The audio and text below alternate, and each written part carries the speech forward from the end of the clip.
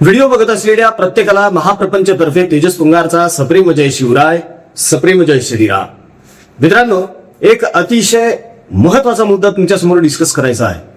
नुकतंच आपण बघत आहोत की महाराष्ट्रामध्ये नवीन वाद पेटलेला आहे.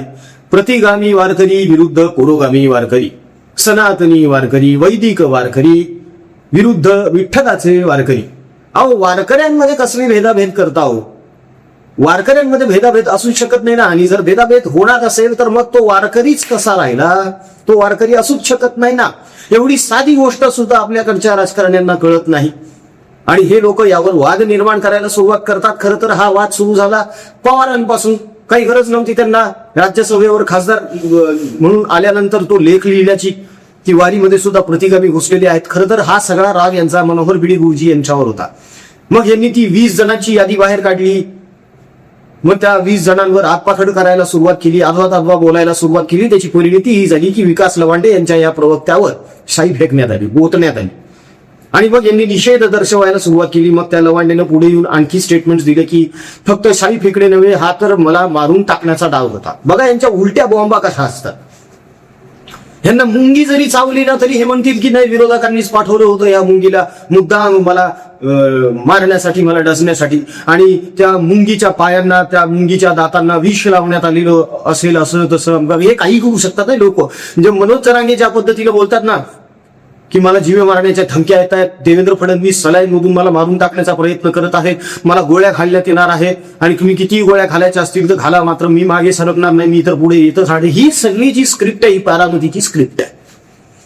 हे मुद्दाम पेरण्यात आलेलं सगळं वातावरण आहे मित्रांनो. ह्याकडे कितपत लक्ष द्यायचं हा सुद्धा आता एक खूप कळीचा मुद्दा ठरलेला आहे. आणि असाच काहीसा प्रकार पुन्हा एकदा महाराष्ट्रामध्ये घडतोय, तो म्हणजे विकास लवांडेच्या मार्फत. या विकास लवांडेचं म्हणणं असं आहे की फक्त शाई ओतणे हा यांचा हेतू नव्हता, तर मला मारणे, मला मारून टाकणे, मला खल्लास करणे हा यांचा हेतू होता. कारण यांनी मला अडवलं, मला शिवीगाळ केली, मला काय बाचाबाची केली, माझ्यासोबत धक्काबुक्की केली. देन यांच्यापैकी काही जणांकडे रिव्हॉल्वर होत्या, त्यांनी माझ्यावर रिव्हॉल्वर ताणल्या आणि मला धमक्या दिल्या. सीसीटीव्ही फुटेजमध्ये असं काहीही दिसत नाहीये. सीसीटीव्ही फुटेजमध्ये फक्त एवढंच दिसतंय की संग्राम बापू भंडारे हे त्यांच्या जवळ जातात आणि डाव्या हाताला संग्राम बापू आहे, उजव्या हाताला आणखी एक मुलगा आहे साधारण 19-20 वर्षांचा. आणि ह्या दोघांनी शाईने भरलेल्या बाटल्या घेतल्या आणि त्या लवांडेंच्या डोक्यावर ओतल्या आणि त्या लवांड्याला ठणकावलं. धमकी नव्हे, ठणकावलं की आमच्या गुरुवैरियांबद्दल जर तुम्ही असं अधवातत्व बोलणार असाल तर पुढच्या वेळी याचे गंभीर परिणाम होऊ शकतात. आता गंभीर परिणाम म्हणजे काय असू शकतात हे मात्र भंडारे यांनी अजिबातच सांगितलेलं नाहीये. त्याच्यामुळे याला धमकी म्हणू शकत नाही, याला ठणकावणं म्हणू शकतो आपण, तंबी देणं म्हणू शकतो, ते जास्त रास्त आहे. पण ह्याच गोष्टीचा बाऊ करत या विकास लवांडेनं लगेच ते विक्टिम कार्ड खेळायला सुरुवात केली की बघा मला मारून टाकण्याचा प्रयत्न होतोय, मला जीवे मारण्याचा प्रयत्न होतोय, रिव्हॉल्वर नामकन तमकन बुंडन पुंडन सुरू. लगेच रोहित पवार सुरू झाले की बघा हे कसे प्रतिगामी घुसले म्हणे, घुसखोर आलेले आहे, हे सनातनी गुंड यामध्ये आले. सनातनी गुंड नाहीये तो, सनातनी गुंड नाहीये. सनातनी स्वतःहून कधीच कोणाच्या अंगावर जात नाही. गेल्यानंतर काय होतं हे इतिहासामध्ये नमूद करण्यात आलेलं एकदा वाचून घ्यावं म्हणून. परत तेच उघडत प्रश्नात अर्थ नाहीये. मात्र मग रोहित पवार म्हणायला लागले की या गोष्टीची सखोल चौकशी करा, लवांडेंना मारण्याचा प्रयत्न झालेला आहे आणि जर न्याय मिळाला नाही तर मग आम्ही रस्त्यावर उतरू, आंदोलन करू वगैरे वगैरे. मग निषेध व्यक्त करण्यात आले. सुप्रिया सुळे यांनी देखील निषेध व्यक्त केला की आमच्या प्रवक्त्याला मारण्याचा प्रयत्न झालेला आहे. इथे खरा मुद्दा आहे. काय बोलल्या सुळे? मारण्याचा प्रयत्न झाला. रिव्हॉल्वर धारी वारकरी रिव्हॉल्वर धारी नाही, वारकरी धारकरी आहेत, हे पहिले लक्षात घेतलं पाहिजे. आता धारकरी हा शब्द आल्यानंतर साहजिकच भिडे गुरुजींचं नाव समोर आलंच पाहिजे. आणि भिडे गुरुजी यांच्याबद्दल या फॅमिलीच्या मनामध्ये, या कुटुंबाच्या मनामध्ये किती आकस आहे, किती झळफळाट मत्सर द्वेष आहे सर्वजण जाणतात. अहो पण कुठे भिडे गुरुजी, कुठे? त्यांना रायगड चढायला 40 वर्ष लागले, मात्र हा माणूस एकाच वर्षात 40 वेळा स्वतः चढत जातात रायगड. आजही सायकल चालवतात भिडे गुरुजी. घ्या ना थोडा आदर्श. भिडे गुरुजींमुळे कितीतरी तरुण व्यसनापासून दूर येतात. पवारांना जमलं का हे? उलट पवार काय करतात, पैसे वाटत हिंडतात निवडणुकीच्या तोंडावर. खा प्या, बकरे खा, मटण खा, बिर्याणी खा, मजा करा. हा फरक आहे ना यांच्यातला. असो, आपल्याला त्या खाण्यापिण्यामध्ये आज पडायचं नाही. मात्र एक गोष्ट आज आपल्याला इथे आवर्जून नमूद करायची आहे की मला जीवे मारण्याचा प्रयत्न होतोय, ही जी स्क्रिप्ट वारंवार या राष्ट्रवादी काँग्रेस शरद पवार गटातर्फे रचण्यात येते ना, ही कशी रचण्यात येते ते आपण जरा आता बघणार आहोत. मूळ मुद्दा, मूळ विषय सुरू करण्या अगोदर हात जोडून कळकळीची विनंती, विनम्र आवाहन आहे मित्रांनो. दिवस कमी आहेत आपल्याकडे. 14 तारखेला छत्रपती संभाजी महाराजांच्या जयंतीला आपण मोठ्या प्रमाणावर आपल्या हिंदू माता बंधू भगिनींसाठी अन्नदान आणि अनेक उपक्रम राबवत आहोत, वृक्षारोपणासह, ज्यामध्ये कर्करोगग्रस्त रुग्णांची सेवा आहे, हालाकीच्या परिस्थितीत असलेल्या त्यांच्या नातेवाईकांसाठी अन्नदान आहे, जगाला पोचणाऱ्या, खाऊ घालणाऱ्या, पिकवणाऱ्या बळीराजासाठी, त्याच्या कुटुंबासाठी आपण सामान पाठवत आहोत. यासोबतच विद्यार्थ्यांच्या शिक्षणाचा प्रश्न देखील आपण सोडवत आहोत. तेव्हा परिवाराने प्रभू श्रीरामाच्या नावानं सुरू केलेल्या आपल्या या हिंदू बंधू भगिनी यांच्या सेवासाठीच्या संकल्पामध्ये आपण सहभागी व्हावं, योगदान द्यावं इतरांप्रमाणे, ही नम्र विनंती आहे. आपल्या इच्छेनुसार, मर्जीनुसार आपल्याला जे योगदान सहकार्य करता येऊ शकतं ते दिल्या गेलेल्या जीपे, फोनपे क्रमांकावर अवश्य करा. ट्रान्झॅक्शन झाल्यावर त्याचा स्क्रीनशॉट परिवाराच्या व्हॉट्सअपवर ठेवा, म्हणजे आपल्याला त्याचं रिसिप्ट बनवून तुमच्यापर्यंत त्या पोहोचवता येतील. मित्रांनो, एक रुपया देखील लाख मोलाचा ठरत असतो आणि आपल्या थोड्याशा एफर्ट्समुळे जर एखाद्याचं आयुष्य बदलत असेल किंवा त्याला थोडं समाधान लाभत असेल तर त्या समाधानाचा 1% आपल्यालाही लाभणारच आहे ना. तेव्हा प्रभू श्रीरामाचं नाव घेऊन या सत्कर्मात पुढे या. सुप्रिया सुळे या काही दिवसांपूर्वी मुंबई पुणे एक्सप्रेस वेवर होत्या, जेव्हा त्या मिसिंग लिंकचं नेमकंच उद्घाटन झालेलं होतं. आणि मिसिंग लिंकचं उद्घाटन होऊन देखील वाहतूक कोंडी काही सुटलेली नाहीये, वाहतूक कोंडी जशाला तशीच आहे, हे भासवण्याचा, दर्शवण्याचा त्यांचा एक प्रयत्न होता. तो म्हणजे 1 मेच्या आसपास सुट्ट्या आलेल्या असल्याने अनेक जण आउटिंगसाठी बाहेर पडलेले होते, त्यामुळे रस्त्यावर गर्दी होती एक्सप्रेस वेवर. साहजिक आहे, वाहतुकीवर त्याचा ताण येणारच आहे आणि 2 तासांसाठी समथिंग वाहतूक खोळंबली होती. आता ही वाहतूक खोळंबण्याचं नेमकं कारण तर पुढे आलेलं नाहीये, मात्र ह्या अगोदरही असे अनेकदा प्रकार घडलेत खोळंबीचे, की कधी टँकरच पलटी झालाय, कधी दरड कोसळलेली आहे, अशा अनेक गोष्टी घडलेल्या असतात. आता नैसर्गिक आपत्ती समोर आपण काही करू शकत नाही म्हणावं. पण या दरम्यान वाहतुकीत अडकलेल्या असताना सुप्रिया सुळे यांनी परत तोच प्रकार चालू केला की मोबाईल काढायचा, शूटिंग करायचं आणि मग मानभावीपणा करायचा की बघा बाजूची जी गाडी आहे त्यांच्यासोबत माझी घट्ट मैत्री जमली, आमचं आता नातं जमलंय वगैरे वगैरे वगैरे. हा सगळा प्रकार झाला. सुप्रिया सुळे यांना आपल्या दैनंदिन आयुष्यामधल्या या अशा गोष्टी सोशल मीडियावर आणाव्याच वाटतात, त्या हेच करत आलेल्या आहेत.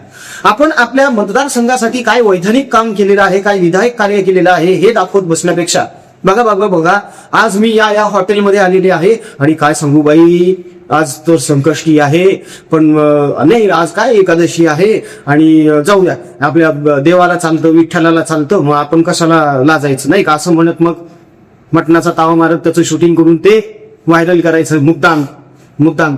आणि त्यावर लोकांनी बोट ठेवलं की मग म्हणतात की मी आता अमित शहांकडे तक्रार करणार आहे की माझ्या खाण्यापिण्यावर हे लोक कसं काय बोलतात, तुम्ही टाकता कशाला.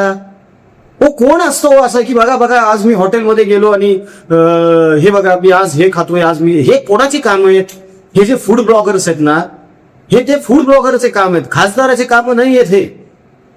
मात्र जाऊ द्या, आपण आता त्या बाबतीमध्ये फार काय बोलावं, पण ही सवय लागली यांना, यांच्या दैनंदिन आयुष्यामध्ये जे काही घडतंय ते सोशल मीडियावर आणायचं, मग ते काही असो. आता परत एकदा नुकताच असा एक प्रकार घडलेला आहे की सुप्रिया सुळे या मुंबई पुणे एक्सप्रेस वे होत्या आणि कोणत्या तरी एका गुजरातच्या गाडीने मागून येऊन त्यांना कॉर्नरला थोडासा धक्का दिला आणि त्या अपघाताचा त्यांनी त्या गाडीचा एक फोटो काढला आणि सोशल मीडियावर टाकला.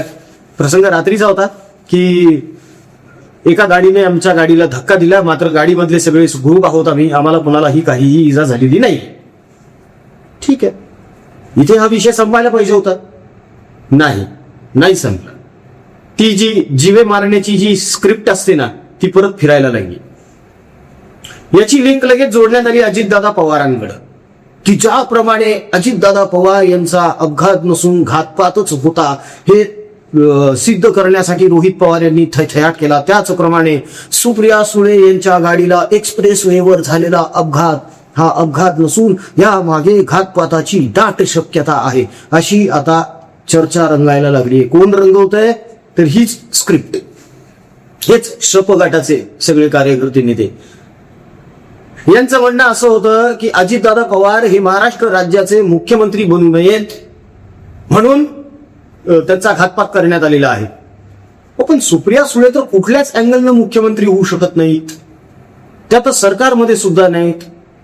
शरद पवार गट वेगळा, अजित पवार गट वेगळा. 2029ला काय हाल होणार आहे त्याच्यापेक्षा वाईट तुतारीचे अजून कोणीच ठरवू शकत नाही, शक्यताच नाहीये दूर दूरपर्यंत.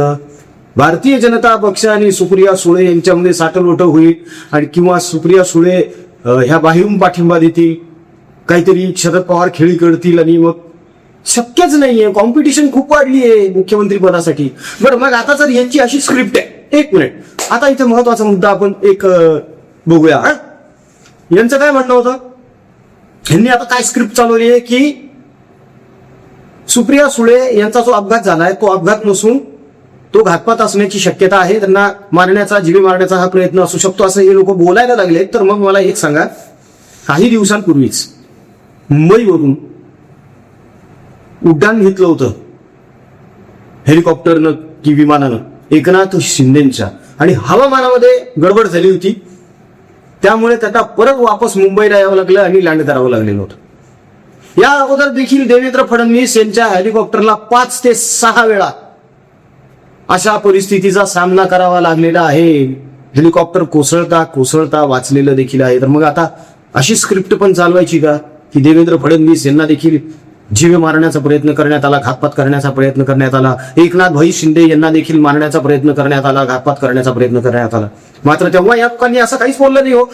देवेंद्र फडणवीस तर या बाबतीत काहीच बोलले नाही की हा ठीक आहे, टेक्निकल प्रॉब्लेम असू शकतात, हवामानामध्ये गडबड होती, मात्र वैमानिकांनी परिस्थिती सांभाळली आणि आम्ही सुखरूप आहोत एवढं बोलून त्यांनी विषय संपवून टाकला. एकनाथ भाई तर याबद्दल काहीच बोलत नाहीत. मग हेच लोक का बोलतात हा प्रश्न आहे ना. हेच लोक का बोलतात, यांना काय, कशासाठी यांना ही सहानुभूती पाहिजे, यांना असं काय वाटतं की अशा गोष्टी आपण समाजामध्ये जर पेरल्या तर आपल्याबद्दल सहानुभूती निर्माण होईल की अरे रे ताईसोबत असं होतंय, अरे रे दादासोबत असं होतंय, अरे रोहित दादाच्या जीवाला धोका आहे. ही पण मध्ये स्क्रिप्ट निघाली होती. सुप्रिया सुळे यांनीच पुढे येऊन सांगितलं होतं की रोहित पवार यांच्या जीवाला धोका आहे, त्यांना Z+ सुरक्षा देण्यात यावी म्हणून. का कर म्हणे, ते ज्याप्रमाणे अजितदादांच्या मृत्यू प्रकरणी तपास करत आहेत किंवा स्टेटमेंट्स करत आहेत त्यानुसार अनेक जण खवळलेले, त्यांच्या कोणी खवळलेलं नाही, उलट सगळेजण मूर्खात काढत आहेत. मूर्खात काढत होते सगळे, अजूनही मूर्खातच काढत आहेत. कारण बेताल बोलणं सुरू आहे, आदवा तालवा आणि अतार्किक बोलणं सुरू आहे रोहित पवारचं, हे सगळ्यांच्या लक्षात आलेलं आहे.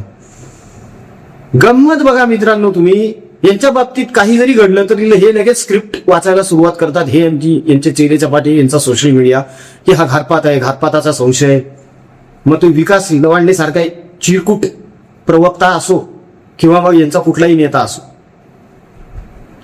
मनोज जरांगे यांना तर वर्षातून 10 वेळा धमक्या मिळतातच असं ते स्वतःच सांगतात.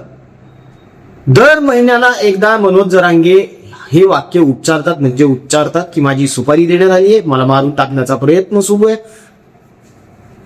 ही तीच सगळी मांदियाळी आहे हो. पण प्रत्येक वेळी ही अशी सहानुभूती मिळवणं खरंच गरजेचं आहे का राजकारणामध्ये? ही अशी सहानुभूती मिळवण्यापेक्षा तुम्ही जर लोकांची चांगली कामं केली तर सहानुभूती सोडावं, कामाच्या जोरावर निवडून याल ना. पण यांना नाहीच करायचं ते. यांना फक्त सहानुभूतीच्या जोरावर निवडून यायचं सतत, म्हणूनच हा आटापिटा या लोकांचा असा चालू असतो. मित्रांनो, तुम्हाला काय वाटतं, सुप्रिया सुळे यांच्या गाडीचा जो अपघात झाला, ज्याचे त्यांनी फोटोज त्यांच्या सोशल मीडियावर शेअर केले, हा निव्वळ अपघात आहे की खरंच ही बारामतीची स्क्रिप्ट जसं म्हणते की घातपाताचा संशय आहे आम्हाला, असं वाटतंय का तुम्हाला यात घातपात आहे म्हणून? असा कोण असेल व्यक्ती ज्याने इतकं दुःख धरलेलं असेल की राष्ट्रवादीच्या प्रत्येक नेत्यावर, कार्यकर्त्यावर घातपात करायचा म्हणून? कोण असू शकतं असं? आणि फक्त ह्याच्याच बाबतीत असं का होतंय कळायलाच मार्ग नाहीये काही. कुठेतरी काहीतरी शंका घ्यायला वाव आहे ना या बाबतीमध्ये. मित्रांनो, या बाबतीत आपलं काय होत आहे ते जाणून घ्यायला आम्ही निश्चितच उत्सुक आहोत. तेव्हा बिनधास्तपणे खुल्या मनाने आपलं जे काही मत आहे या प्रकरणावर निश्चितच कमेंटमध्ये मांडा. तुमच्या कमेंटचा आदरच आहे. जाता जाता कळकळीची विनंती, आवाहन आहे, आपल्याकडे खूप कमी वेळ राहिलेला आहे, कमी दिवस आहेत मित्रांनो हातामध्ये. छत्रपती संभाजी महाराज यांची 14 तारखेला जयंती आहे. या जयंतीमध्ये आपल्याला अन्नदान करायचं आहे मोठ्या प्रमाणावर. शिवाय कॅन्सरग्रस्त रुग्ण आहेत, त्यांचे हलाखीच्या परिस्थितीतले नातेवाईक, आपला शेतकरी राजा, विद्यार्थी वर्ग, या सगळ्यांसाठी आपण जे कार्य करत आलेलो आहोत ते कार्य अजून पुढे न्यायचं आहे. वृक्षारोपण मोठ्या प्रमाणावर करायचं आहे. या सत्कर्मामध्ये प्रभू श्रीरामाचं नाव घेऊन, धर्मवीर संभाजी राजेंचं नाव घेऊन, त्यांचं स्मरण करून आपल्या इच्छेनुसार, मर्जीनुसार दिल्या गेलेल्या जीपे फोनपे क्रमांकावर योगदान करा, सहकार्य करा. मित्रांनो, एक रुपया सुद्धा अनेकांच्या जीवनामध्ये आमूलाग्र बदल घडवू शकतो. सामाजिक जाणीव आणि जबाबदारी ओळखून पुढे या, एवढीच विनंती. व्हिडिओ आवडला असेल तर व्हिडिओला लाईक करा, कमेंट्स करा, शेअर करा, महाप्रपंचला सबस्क्राईब करा. जय हिंद, जय महाराष्ट्र, वंदे मातरम. जय शिवराय, जय शंभूराजे, जय भवानी, जय जगदंब, भारत माता की जय. जय श्रीराम.